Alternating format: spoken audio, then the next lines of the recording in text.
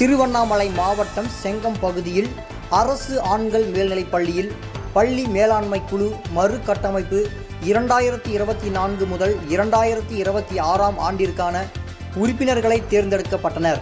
இதில் தலைவர் எம். எழிலரசி, துணைத் தலைவர் சேகர் என இருவர்கள் நியமனம் செய்து பள்ளியின் தலைமை ஆசிரியர் மூலம் உறுப்பினர்களுக்கு சான்றிதழ்களை வழங்கப்பட்டனர்.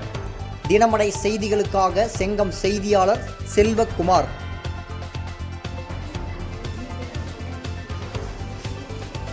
எஸ் ஹாஜிரா, பி லீலா. இதேபோல் சுவாரஸ்யமான செய்திகளை தெரிந்து கொள்ள நமது தினமடை யூடியூப் சேனலை சப்ஸ்கிரைப் செய்யுங்கள்.